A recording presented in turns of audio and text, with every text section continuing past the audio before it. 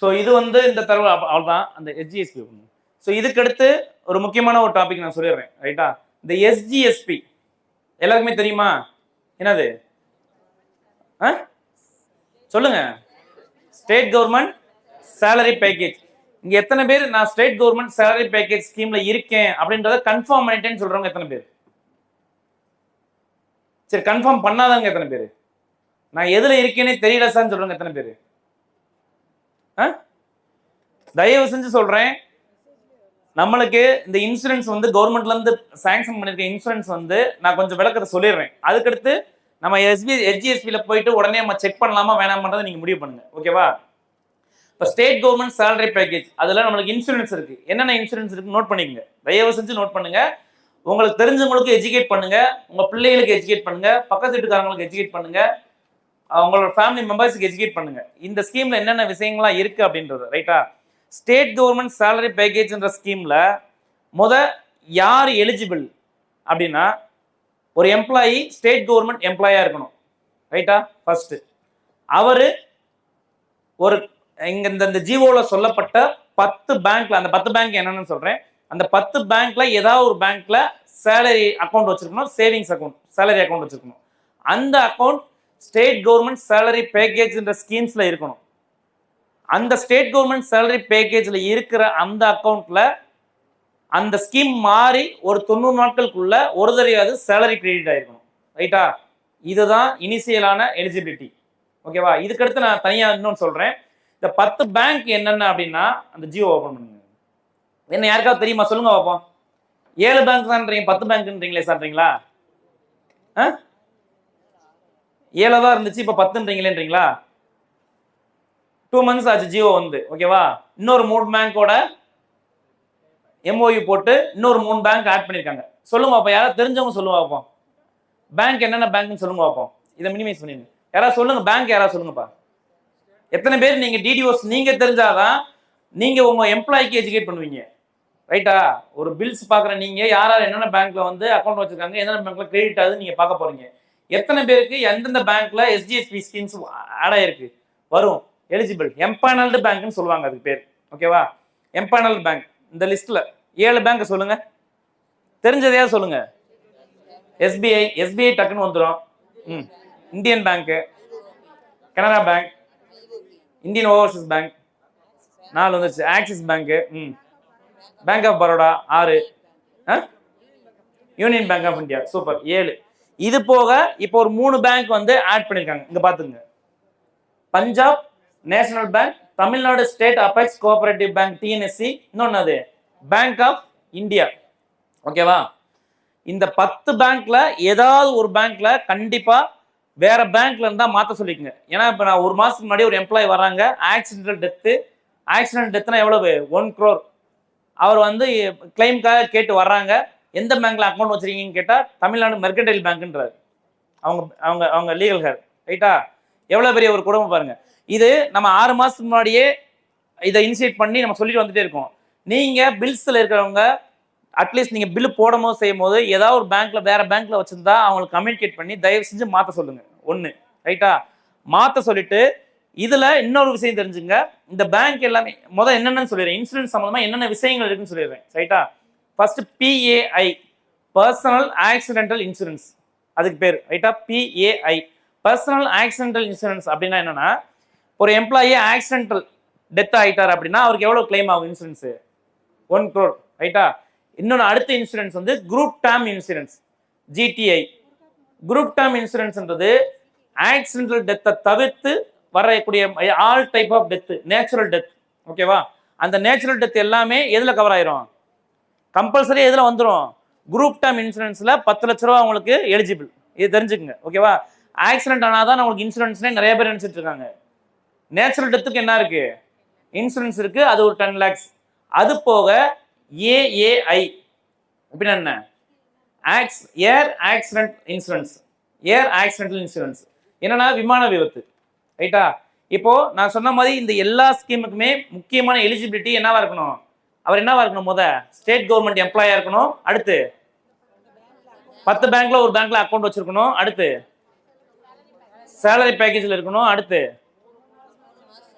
அவர் எஸ்ஜிஎஸ்பிக்கு மாறி 90 நாட்களுக்குள்ள அவர் பேங்க்ல சம்பளம் வாங்கிக்கணும். ரைட்டா? இப்போ ஒருத்தர் 95 நாள் லாஸ் ஆஃப் இருக்காரு, அவர் எஸ்ஜிஎஸ்சில மாறிட்டாரு. எஸ்ஜிஎஸ்ல மாறின அடுத்த நாள் 95 நாள் லாஸ் ஆஃப் போயிட்டாரு, 96ஆவது நாள் இறந்துட்டாரு. அவர் கிடைக்குமா கிடைக்காதா? கிடைக்காது. ரைட்டா? லாஸ் ஆஃப் இருந்து ஒரு தடவையா சேலரி கிரெடிட் ஆயிருக்கணும். ரைட்டா? ஸோ இந்த மாதிரி நிறைய விஷயங்கள் இருக்கு அதுல. அதே மாதிரி ஒருத்தர் இறந்து 90 நாட்களுக்குள்ள பேங்க்ல இன்டிமேட் பண்ணணும். ரைட்டா? 180 நாட்களுக்குள்ள டாக்குமெண்ட் சப்மிட் பண்ணணும். இந்த மாதிரி நிறைய விஷயங்கள் இருக்கு. ஓகேவா? இதுல ஆக்சிடென்ட் இன்சூரன்ஸ் இருக்கு, உங்களுக்கு சொல்லிட்டேன் எவ்வளவு, 1 crore. ஜிடிஐ குரூப் டர்ம் இன்சூரன்ஸ்க்கு எவ்வளவு, 10 lakhs. அது போக நான் சொன்னேன் இல்லையா, ஏர் ஆக்சிடென்டல் இன்சூரன்ஸ் அப்படின்னா என்னன்னா, இப்ப பணி நிமித்தமா நம்ம விமான பயணம் மேற்கொள்ளும் போது ஒரு எம்ப்ளாயி இறந்துட்டாங்க அப்படின்னா அவருக்கு air accident insurance eligible. Whether அவர் வந்து அந்த விமான டிக்கெட் புக் பண்றாருல, அவர் வந்து ஒரு ஃபோன்பே மூலமாவோ இல்லை ஜிபே மூலமோ யூபிஐ யூஸ் பண்ணி புக் பண்ணிடுறாரு. அப்போ யூபிஐ யூஸ் பண்ணும்போது இதில் என்ன ஒரு ஹைலைட் இருக்குன்னா, ஒரு நீங்கள் ஃபோன்பே யூஸ் பண்ணும்போது இப்போ 2-3 அக்கௌண்ட் வச்சிருப்பீங்க ஒரு இண்டிவிஜுவல். அப்போ 2-3 அக்கௌண்ட்டுக்குமே ஒரே ஃபோன் நம்பர் கொடுத்துருப்பீங்க. இப்போ ஃபோன்பேல 3 அக்கௌண்ட்டுமே ஏற்றி வச்சிருப்பீங்கல்ல, அப்படி தானே? அதில் பிரைமரி அக்கௌண்ட்னு ஒன்று கொடுத்துருப்பீங்க, தெரியுமா? எது நம்மளுக்கு பணம் இருக்கோ அதை பிரைமரி அக்கௌண்ட்டாக கொடுத்து வச்சிருப்பீங்க. சேலரி அக்கௌண்ட்டாக இருக்கிறத மேபி செகண்டரி அக்கௌண்ட்டாக கூட வச்சிருப்பீங்க. அதில் அவர் பேமெண்ட் பண்ணும்போது பிரைமரி அக்கௌண்ட்லேருந்து பேமெண்ட் பண்ணியிருப்பாரு. ஆக்சுவலாக செகண்டரி அக்கௌண்ட்டில் அவர் என்னவா இருப்பார், எஸ்ஜிஎஸ்சி ஸ்கீம்ஸ்ல இருந்திருப்பாரு. அப்போ பேமெண்ட் வந்து பிரைமரி அக்கௌண்ட்ல எஸ்ஜிஎஸ்பியில் இல்லாத ஒரு யூபிஐ மூலமா பேமெண்ட் பண்ணிட்டு அவர் விமான விபத்தில் இருந்தா அவர் கிடையாது. புரியுதா? எவ்வளவு டேர்ம்ஸ் அண்ட் கண்டிஷன் இருக்குன்னு பாத்துங்க. ரைட்டா? ஸோ இந்த மாதிரி நிறைய விஷயங்கள் இருக்கு. ஏர் ஆக்சிடென்டல் இன்சூரன்ஸை பொறுத்த வரைக்கும் இவ்வளவு பெரிய கண்டிஷன் இருக்கு. ஓகேவா? ஸோ இதெல்லாம் மைண்ட்ல வச்சு நீங்க ஒரு எம்ப்ளாயி உங்க ஆஃபீஸ்ல ஒரு டெத் ஆகிட்டார் அப்படின்னா உடனே லீகல் ஹேரை கான்டாக்ட் பண்ணி அவங்களோட கம்யூனிகேட் பண்ணி, இப்போ மதுரையை பொறுத்த வரைக்கும் இந்த எஸ்ஜிஎஸ்டி ஸ்கீமுக்கு நான் நோடல் ஆஃபீஸர். உங்களுக்கு எல்லாருக்குமே நான் ஆல்ரெடி எனக்கு ஒரு 32 பேர் வந்து டெத் லிஸ்ட் கொடுத்துருக்காங்க ஒரு 6 மாசத்துல. அவங்க எல்லாத்துக்குமே நான் கம்யூனிகேட் பண்ணியிருக்கேன் டிடிஓஸ் மூலமா. மெயினா எனக்கு நீங்க வந்து ஒத்துழைப்பு கொடுங்க. டிடிஓஸ் வந்து அந்த லீகல் ஹேரோட கான்டாக்ட் நம்பர் வாங்க, அந்த கான்டாக்ட் நம்பர் இருந்தால் நான் பேசுறேன், எனக்கு ஷேர் பண்ணுங்க. நான் அவங்ககிட்ட பேசி என்ன இன்சூரன்ஸ்க்கு வந்து அவங்க கிளைம் சப்மிட் பண்ணிட்டாங்களா, அந்த கிளைமை வந்து இன்சூரன்ஸ்க்கு ஃபார்வர்ட் பண்ணிட்டாங்களா அப்படின்றத ட்ராக் பண்ணுறதுக்கு வசதியாக இருக்கும், ஈஸியாக இருக்கும். ஸோ அதனால இதை மெயினாக வந்து, ஏன்னா ஒருத்தர் இறந்துட்டானா அடுத்த உடனே கூப்பிட்டு நீங்கள் ஃபார்ம்ஸ் எல்லாமே கிளைம்க்கான ஃபார்ம் எல்லாமே நீங்களே டவுன்லோட் பண்ணிடலாம், ஐஎஃப்எஸ்என்ஸ்லேயே இருக்கு. ரைட்டா? ஸோ இந்த மாதிரி விஷயங்கள்லாம் வேகமாக பண்ணுங்க. ஓகேவா? அதே மாதிரி நான் சொன்ன மாதிரி இதை எஜுகேட் பண்ணுங்க. இந்த 10 பேங்க்ல இருக்கான்றதை நீங்கள் கன்ஃபார்ம் பண்ணுங்க, எஸ்ஜிஎஸ்பியில் இருக்கலாம்ன்றதை கன்ஃபார்ம் பண்ணிக்கோங்க. ஓகேவா? ஸோ எஸ்ஜிஎஸ்பி பொறுத்த வரைக்கும் சொல்லணும்னு நினச்சேன். ஸோ இது எல்லாமே மைண்டில் வச்சுக்கோங்க. ஆமாம் மேடம். ஓகேவா? ரைட். இதில் எஸ்ஜிஎஸ்பியில் ஏதாவது டவுட் இருக்கா? என்ன சார்? இல்லை சார். ஓகேவா? எம்ப்ளாய்க்கு ரைட். இப்போ இது போக சிபிஎஸ் மிஸ்ஸிங் கிரெடிட் சொன்னாங்க இல்லையா, சிபிஎஸ் மிஸ்ஸிங் கிட்ட பொறுத்த வரைக்கும் நீங்கள் எல்லாருமே வந்து சிபிஎஸ் மிஸ்ஸிங் கிரெடிட் வந்து என்ட்ரி பண்ணிடுங்க. ரைட்டா? மெயினாக நிக்ல இருக்கிறது, நிக் சைடு இருக்கிறத ஃபோக்கஸ் பண்ணி கொஞ்சம் பண்ணுங்க. ஏன்னா ஐஎஃப்எஸ்என்ஸ் இருக்கிறது நீங்கள் டேட்டா ஈஸியாக வந்து எடுத்துருவீங்க. ஏன்னா டோக்கன் நம்பர் இருக்கும், அந்த ஒரு டோக்கன் நம்பரை வச்சு எல்லா லிஸ்ட்டையும் எடுத்துடலாம். அவரோட ஷெட்யூல் எடுத்துடலாம், வவுச்சர் நம்பர் எடுத்துடலாம், வவுச்சர் டேட் எடுத்துடலாம், எல்லாமே எடுத்துடலாம். நிக்ல இருக்கிறவங்க என்ன பண்ணுவீங்க, ஒன்று ரெகன்சைசேஷன் பண்ணணும். கரெக்டாக வவுச்சர் நம்பர் நீங்கள் 70ல் போட்டிருக்கணும். போட்டிருப்பீங்களா? இன்ன வரைக்கும் நல்லா தான் சார் போச்சு அப்படிங்களா? வவுச்சர் நம்பர் கரெக்டாக போட்டிருக்கணும். அந்த வவுச்சர் நம்பர் போட்டு கரெக்டாக 18-70 மெயின்டைன் பண்ணியிருந்தீங்கன்னா டேட்டா எல்லாமே நீங்கள் கரெக்டாக எடுத்துடலாம். ரைட்டா? அப்போ நிக்கில் இருக்கிறதுக்கு வந்து நீங்கள் டேட்டா இல்லைன்னா கொஞ்சம் ரெகன்சைசேஷன் பண்ணி செஞ்சு பழைய ஓசி பில்லோ ஏதோ எடுத்து டேட்டா எடுத்து முடிங்க. சரியா? CBS missing rate, mobile app usage, GBM, இதை மட்டும் ஃபோக்கஸ் பண்ணுங்க. கொஞ்சம் இம்ப்ரூவ்மெண்ட். ஏன்னா நம்ம எங்களுக்கு வந்து மேடம் தான் மந்த்லி ஒன்ஸ் வந்து மீட்டிங் போகிறாங்க. மேடம் மீட்டிங் போகும்போது மதுரை வந்து கொஞ்சம் லோவில் இருக்குது, அதை எப்படியாவது கொண்டு வாங்கன்னு மேடமும் ரொம்ப எஃபர்ட் போடுறாங்க. மதுரைக்காரங்களாம் வந்து ரொம்ப பின்னாடி போயிட்டாங்க. என்ன மதுரைக்காரங்களாம் அங்கே எப்படி இருந்துச்சு அப்படிலாம் பேசுகிறாங்களா? மதுரைக்காரங்க யாரும் கொஞ்சமாக காமிங்க. ரைட்டா? நீங்கள் சொல்லாமல் வந்தாலாவது நாங்கள் வந்து செய்வோம் சார். இப்போ யாரும் காமிங்க சொன்னாலும் நாங்கள் இன்னும் கீழே சார் போக முடியுங்களா? என்ன சார் மொபைல் அது வந்து மேடம், ஆமாம் அது ஃபீட்பேக் சொல்லியிருக்கேன் மேடம். ஈஸி எல்லாருமே அக்சஸ் பண்ணுற மாதிரி ஒரே இதாக கொடுங்கன்னு சொல்லியிருக்கோம். ரைட்டா? ஆமாம் சொல்லிட்டேன் மேடம். எங்கள் இதுலேயே நிறைய பேருக்கு இல்லை. அது வேற வழி இல்லை. இது வந்து நான் உங்களுக்கு கம்பல்சன் இல்லை. இப்போ ஏதோ எங்கள் ரிப்போர்ட்டாக வர்றதுனால அதுலேருந்து கொஞ்சம் இம்ப்ரூவ் பண்ணுங்கன்னு சொல்கிறோம், அவ்வளோதான்.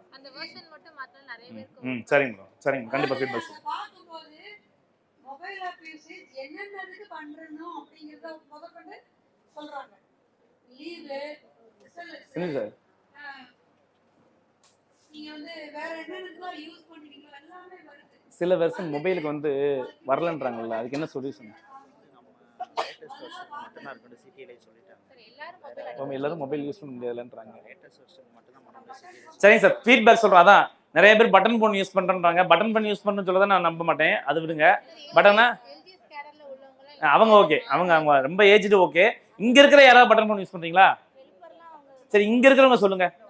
அதை விடுங்க, இங்க இருக்கிற எத்தனை பேர் நீங்க வந்து மொபைல் ஆப் யூஸ் பண்ணீங்கன்னு முதல்ல சொல்லுங்க எனக்கு. இங்க இருக்கிற எல்லாருமே நீங்க கை தூக்கிட்டீங்கன்னா நீங்க சொல்ற ஃபீட்பேக்கை எடுத்துடலாம், ரைட்டா? அதுக்கே வாய்ப்பு இல்லை நம்மளுக்கு. முதல் ஆதாரமா ரெடி பண்ணுவோம், ஓகேவா? இருக்கிறவங்க யூஸ் பண்ணுங்க. அது நம்மளுக்கு என்ன லேட்டஸ்ட் வெர்ஷன் தான் இப்போதைக்கு வந்து நம்மளுக்கு அப்டேட் வந்திருக்கு, சரியா? ஸோ முடிஞ்ச அளவு இந்த mobile app usage CBS missing rate GBM மெயினாக அந்த ஜிபிஎம் வந்து ஃபோக்கஸ் பண்ணிங்க சார். ஜிபிஎம் புது சப்ஜெக்ட். ஸோ அதில் முடிஞ்ச அளவு சொல்லிட்டேன்னு நினைக்கிறேன். ஏதாவது டவுட் இருந்தால் கேளுங்க மேடம். அந்த ஜிபிஎம்ல யாராருக்கு எவ்வளோ எரர் நம்ம எக்ஸலில் பார்த்தோம்ல, இப்போ நம்ம ஒரு எக்ஸலில் பார்க்கும்போது 6 பேருக்கு இருந்துச்சா, அதேமாதிரி ஒவ்வொரு டிடிஎஸ்க்கும் எவ்வளோ இருக்குது, அதில் 3 டிஜிட்டில் இருக்கிற நம்பர்ஸில் இருக்கிறதெல்லாம் கொஞ்சம் சொல்லுவாங்க. அதை மட்டும் ஃபோக்கஸ் பண்ணி கொஞ்சம் முடிங்க, ஓகேவா? வேற ஏதாவது டவுட் இருந்தால் கேளுங்க. அதான் சார், ஒன்று ஆதார் நம்பர் தப்பாக இருக்கும், இல்லாட்டி பர்சனலாக நான் ஒன்று சொல்கிறேன், ஆதார் வேலிடேஷன் தப்புன்னு வருதுன்னா நீங்கள் என்ன பண்ணுங்கன்னா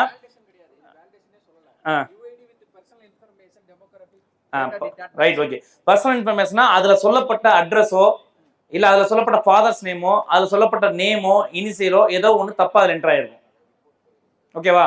ஆதாரில் இருக்கிறதப்படி அப்படியே அடிக்கணும். நம்ம ஏதோ ஒன்று மிஸ்மேட்ச் ஆயிருக்கும். நீங்கள் அதை வந்து நீங்கள் டேட்டாவை எடுத்து பார்த்தா தான் தெரியும். உங்கள் சர்வரில் இருக்கிற அந்த பெனிஃபிஷரியோட டேட்டாவையும் இதையும் நீங்கள் ஆதார் கார்டையும் வாங்கி வச்சு பாருங்க, ஏதாவது மிஸ்மேட்ச் ஆயிருக்கான்னு பாருங்க, ஓகேவா? ஆமாம் ஆமாம், மாற்றணும். இதில் எம்ப்ளாய் நீங்கள் உங்களுக்கு எது கரெக்டோ அதுனா இதில் இருக்கிறது கரெக்ட்னா ஆதாரில் மாற்றிருங்க, ஆதாரில் இருக்கிறது கரெக்ட்னா இதில் மாற்றிருங்க. மாற்றலாம், அவங்க ப்ரூஃப் கொடுத்து தான் மாற்றணும். கரெக்டாக இருந்தால் ப்ரூஃப் கொடுத்து மாற்றணும். இதில் நான் இப்போ சொன்னேன் இல்லையா, ஆதார் வேலிடேஷனில் இன்னொரு விஷயம் ஒன்று இருக்குது. என்னன்னா, நீங்கள் கூகுளில் போய் சர்ச் பண்ணி பாருங்கள். அதாவது ஆதார் பயோமெட்ரிக் அன்லாக்னு அடிச்சு பாருங்க, டைப் பண்ணி பாருங்க, ரைட்டா? இப்போ நிறைய பேருக்கு வந்து ஆதார் யூஸ் பண்ணாமல் இருந்து நம்ம இப்போ ரேஷன் கார்டில் ஃபிங்கர் பிரிண்ட் வைப்போம் செய்வோம், எதுக்கோ ஒரு இதுக்கு யூஸ் பண்ணியிருப்போம், எதுக்கோ ஆதாரை வச்சு ஆதார் நம்பர் வச்சு ஏதோ ஒரு பேமெண்ட்டோ ஏதோ பேங்க்ல ஏதோ ஒன்று பண்ணியிருப்போம் வைங்களேன், ஆக்டிவ்ல இருக்கும். இல்லாட்டி என்ன ஆகுதுன்னா லாக்ல இருக்கும். அதை வந்து நீங்கள் அன்லாக் பண்ணலாம். ஆதார் பயோமெட்ரிக் அன்லாக் அப்படின்னு அடிச்சிங்கன்னா, லாக் அன்லாக் அப்படி ஏதோ ஒன்று கூகுள் அடிச்சிங்கன்னா அந்த ஃபர்ஸ்ட் லிங்க்ல நீங்கள் கிளிக் பண்ணி போனீங்கன்னா அதில் ஆதார் நம்பர் கேட்கும், ஓடிபி கேட்கும். ஓடிபி சொல்லிட்டு உள்ளே போய் சப்போஸ் அது லாக் ஆயிடுச்சுன்னா லாக்னு காமிக்கும், அதை அன்லாக்னு மட்டும் நீங்கள் கொடுத்துட்டு திரும்ப கொடுத்து பாருங்க, வேலிடேட் ஆயிரும், ஓகேவா? ஸோ அதை ட்ரை பண்ணி பாருங்க. டூப்ளிகேட் ஆதார்னா அது இதே இந்த ஐடி வந்து உங்களுக்கு மட்டும் தான் நடக்கும். இதே வந்து வேற யாராவது அடிச்சிருப்பீங்கன்னு அர்த்தம், ஓகேவா? நீங்கள் முடிஞ்ச அளவு நீங்கள் என்ன பண்ணுங்கன்னா, நீங்கள் அவங்க சொல்கிறத வச்சு பார்க்காம ஒரு ப்ரூஃபை வச்சு ஆதார் கார்டை வச்சே பாருங்கள், எல்லாமே கரெக்டாக இருக்குன்னு ஒரு தடவை வாட்ச் பண்ணி பாருங்கள். ஸோ இதில் எல்லாமே என்னன்னா, ஜிபிஎம்மை பொறுத்த வரைக்கும் எல்லாமே நீங்கள் எதில் போய் மாற்ற போகிறீங்க, ப்ரொஃபைலில் தான் போய் மாற்ற போகிறீங்க. இன்னொன்று, சப்போஸ் ஆதாரில் பல்க் ஆதார் இருக்குல்ல, ஆதார் பல்காக ஏற்றுறதுக்கு ஒரு பேட் இருக்குல்ல, ஸோ அதில் போய் ட்ரை பண்ணி பாருங்கள்.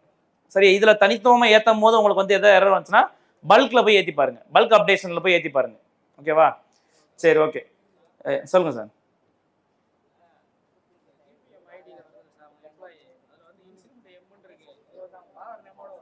சரிங்க சார். இல்லை, ஆதாரில் எப்படி இருக்கு, பின்னாடி ஃபாதர் நேம் வருது, அப்படி தானே? அது இனிஷியல், அது ஒன்றும் இஷ்யூ இல்லை சார். பேங்க்ல எப்படி சார் இருக்கு? ஜிபிஎம் ஐடி வந்திருக்கா வரலையா? ஐடி கிரியேஷனா விட்டுருங்க சார். ஐடி கிரியேஷனா நீங்கள் அதை கண்டுக்கவே தேவையில்லை, அதனால ஒன்றும் இல்லை. ஐடி கிரியேட் ஆனவங்களுக்கு தான் நான் சொல்றது. இப்போ ஜிபிஎம் ஐடியே ஒருத்தர் கிரியேட் ஆகலாம் தான் இங்கே இஷ்யூவே. இப்போ இந்த கிளாஸோட மொத்த நோக்கமே ஒருத்தர் ஜிபிஎம் ஐடி கிரியேட் ஆகிருக்காது, அவங்கள தான் நம்ம ஃபோக்கஸ் பண்ணணும், ரைட்டா? இன்னொன்று நியூ கிரியேஷன், ஓகேவா?